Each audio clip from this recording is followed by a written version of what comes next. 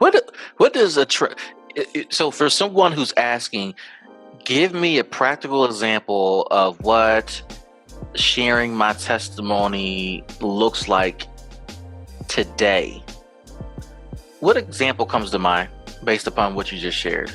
What example comes to mind?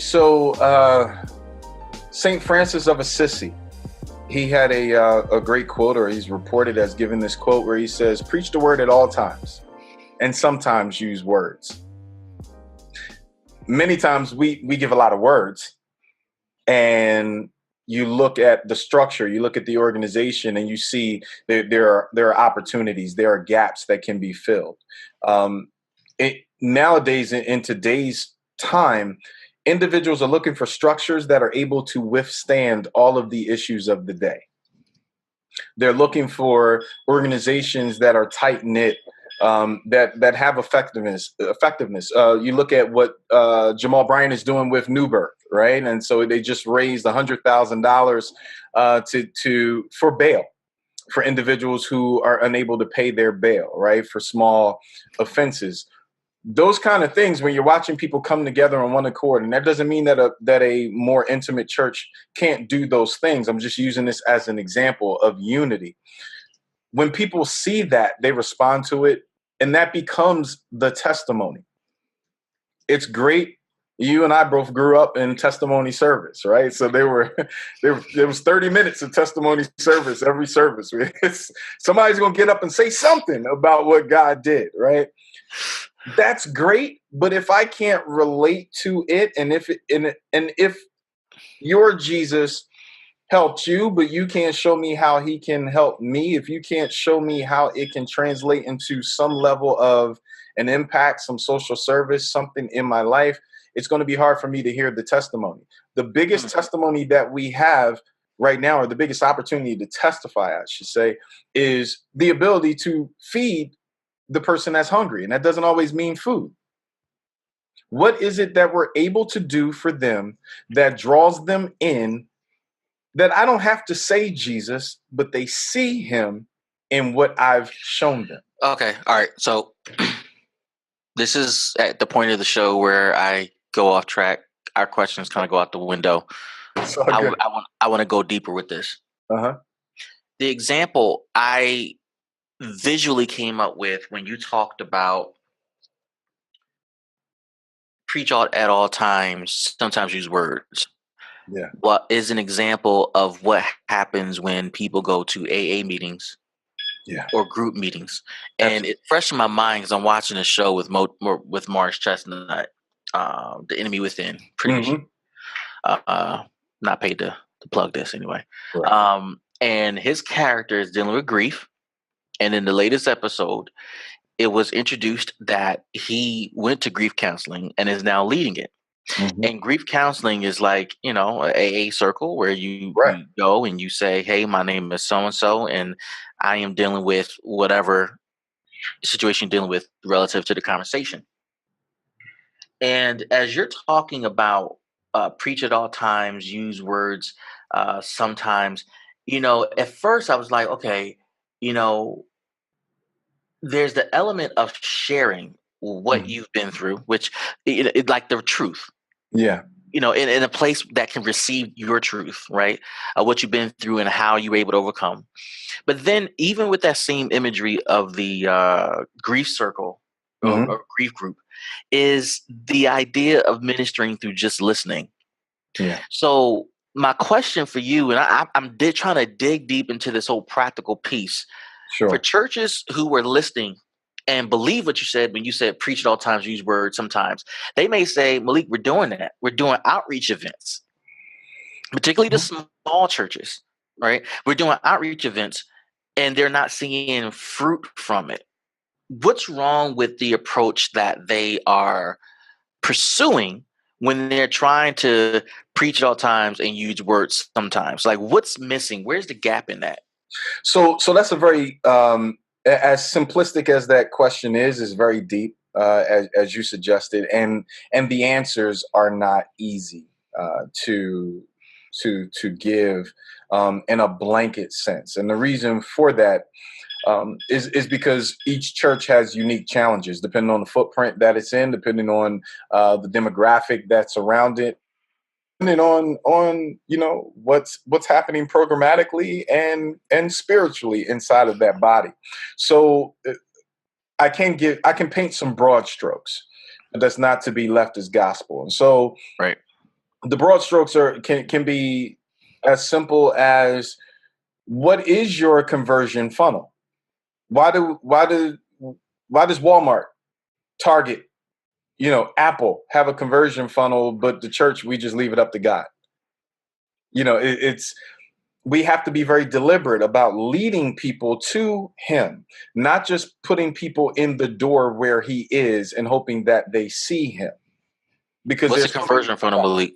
Like, speak plain to people who are trying to figure out. So, I'll give an example. If I can't see Jesus in the usher, I'm not waiting to see Jesus in the preacher. Oftentimes, and I've been in churches where I've sat in the back on purpose. I'm not going in the pulpit today. I want to sit in the back and see how your ushers treat the members or the guest. What's happening in that conversion funnel just on Sunday, right? So has there been at least 3 people that have talked to this individual before they have left church? I've gone in some churches, 5,000 people, and watched at least 3 people not get impacted by at least 3 other individuals. And going into, smaller churches where everybody says hi to that individual. And so it's not a size thing, it's a spirit thing. And ensuring that we're intentional about the experience.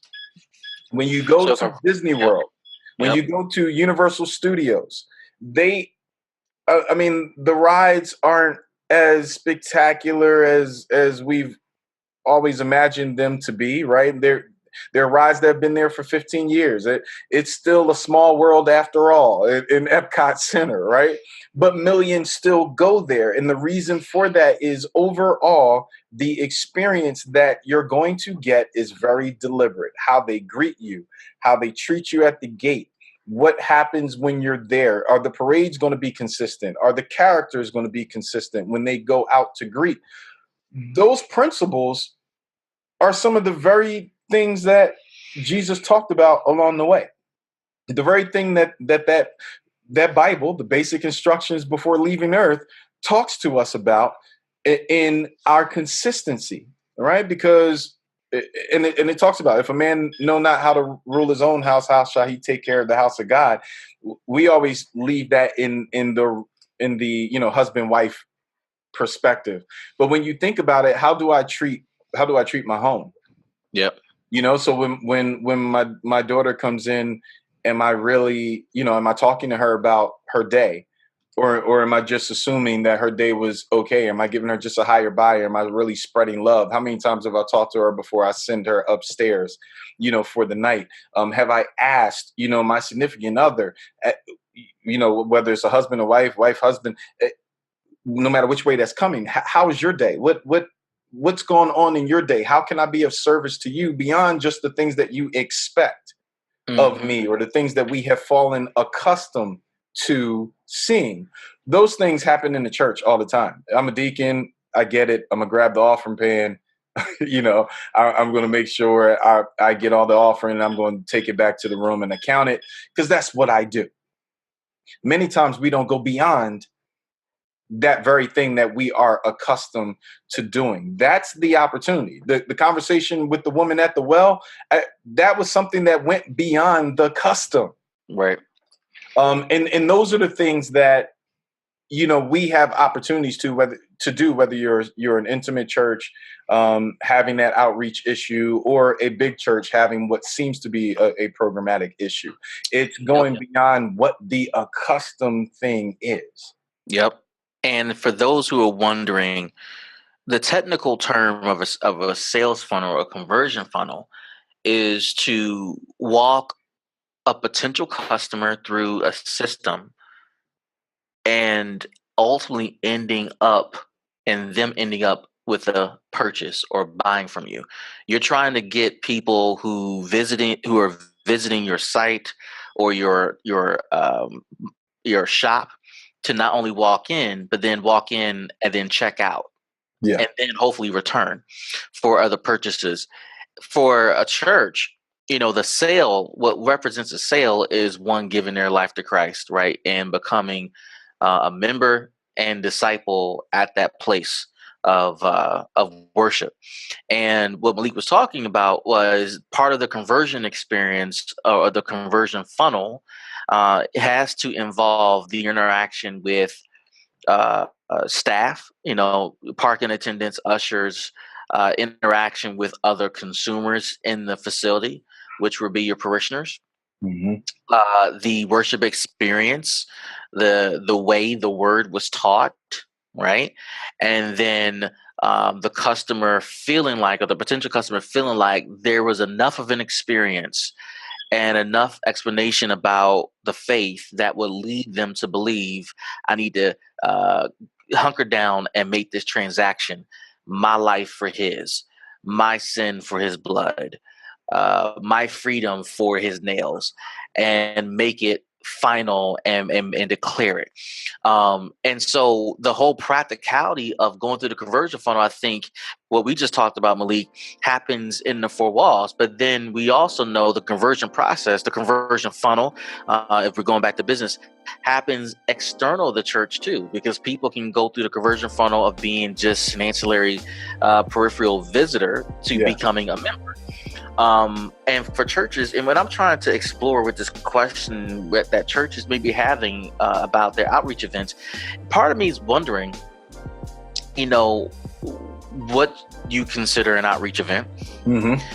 Is it really an outreach event, or is it a feel good event? Is it consistent?